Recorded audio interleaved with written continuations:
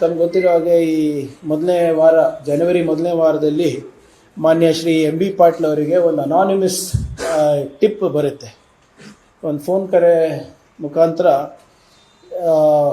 ಈ ನಮ್ಮ Mysuru sandal soap ಏನಿದೆ ಅದು ನಕಲಿ ತಯಾರಿಕೆ ಘಟಕನೂ ಇದೆ ಮತ್ತು ನಕಲಿ ಈ ಸೋಪ್ಗಳು ಮಾರಾಟ ಕೂಡ ಮಾಡ್ತಾ ಇದ್ದಾರೆ ಅಂದ್ಬಿಟ್ಟು ಅವರಿಗೆ ಒಂದು ಟಿಪ್ ಬರುತ್ತೆ. ಅದು ಗೊತ್ತಾದ ತಕ್ಷಣ ಮಾನ್ಯ ಸಚಿವರು ನಮ್ಮ KSDL Karnataka soaps and detergent limited MD ಯಾರಿದ್ದಾರೆ ಡಾಕ್ಟರ್ ಪ್ರಶಾಂತ್ ಅವರಿಗೆ ಆ ಮಾಹಿತಿಯನ್ನು ಕೊಡ್ತಾರೆ. ಆ ಮಾಹಿತಿಯನ್ನು ಪಡೆದು ಈ ನಕಲಿ ಕಾರ್ಖಾನೆ ಮತ್ತು ನಕಲಿ ಸೋಪ್ಗಳ ಮಾರಾಟದ ಜಾಲ ಎಲ್ಲೆಲ್ಲಿ ಇರ್ಬೋದು ಅಂದ್ಬಿಟ್ಟು ಸಂಶೋಧನೆ ಮಾಡಿದಾಗ ಇದು ಹೈದರಾಬಾದ್ನಲ್ಲಿ ಒಂದು ಜಾಲ ಇದೆ. ಇದಕ್ಕೆ ನಾವು ಹೇಗಾದರೂ ಮಾಡಿ ಪತ್ತೆ ಹಚ್ಚಿ ಅದನ್ನು ಹಿಡಿಬೇಕು, ಅದನ್ನು ನಿಲ್ಲಿಸಬೇಕು ಅಂದ್ಬಿಟ್ಟು ಒಂದು ಪ್ರಯತ್ನ ನಮ್ಮ ಸರ್ಕಾರದಿಂದ ಆಗುತ್ತೆ.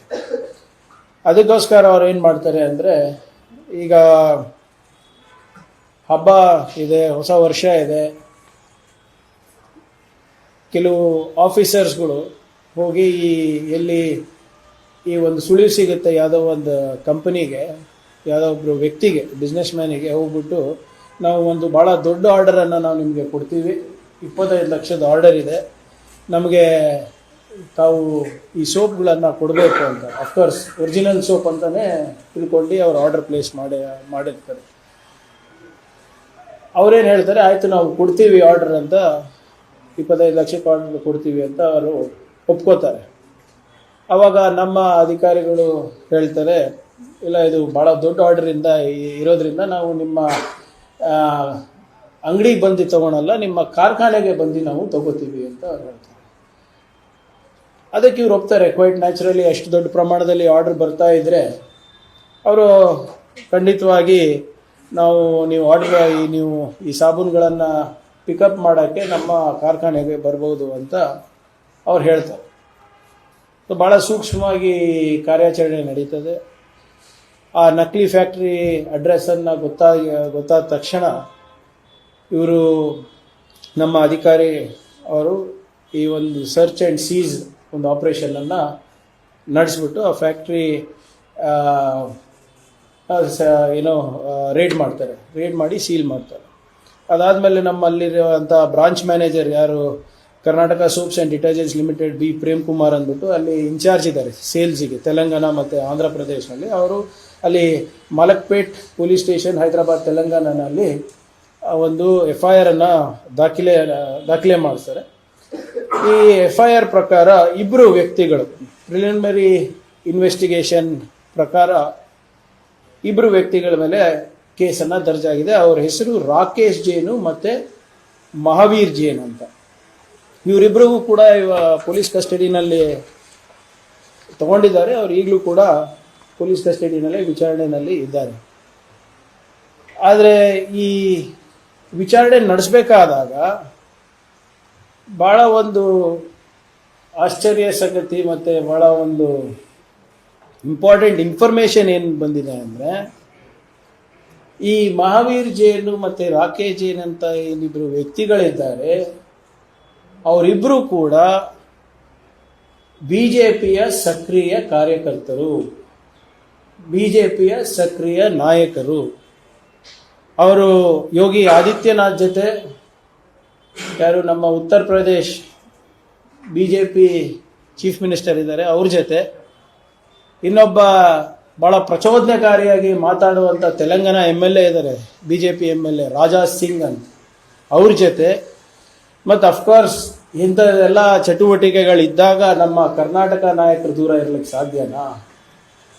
ನಮ್ಮ ಚಿತಾಪುರ್ BJP MLA ಅಭ್ಯರ್ಥಿ ಇದ್ದಾರಲ್ಲ ಮಣಿಕಂಠ್ ರಾಠೋಡ್ ಜೊತೆ, ಮತ್ತು ಮಾಜಿ BJP ಶಾಸಕರಾದಂಥ ವಾಲ್ಮೀಕಿ ನಾಯಕ್ ಅವರ ಮಗ ವಿಠಲ್ ನಾಯಕ್ ಜೊತೆ, ಇವರೆಲ್ಲರೂ ಕೂಡ ಅಧಿಕೃತವಾದಂಥ BJP ಶಾಸಕರು, ಅಭ್ಯರ್ಥಿಗಳು ಮತ್ತು ಆಫೀಸ್ ಬೇರರ್ಸ್, ಪದಾಧಿಕಾರಿಗಳು. ಇವ್ರ ಜೊತೆ ಫೋಟೋ ಇದೆ. ನಾವು ಈ ಕಾರ್ಯಾಚರಣೆ ನಡೀತಾ ಇರೋದು ನಮ್ಮ ರಾಜ್ಯದ ಒಂದು ಆಸ್ತಿ ಉಳಿಸ್ಕೊಳ್ಳಿಕ್ಕೆ. ನಿಮ್ಗೆಲ್ಲರೂ ಗೊತ್ತಿರೋ ಹಾಗೆ ಇದು ನಿನ್ನೆ ಮೊನ್ನೆ ಹುಟ್ಟಿದಂಥ ಸಂಸ್ಥೆ ಇಲ್ಲ.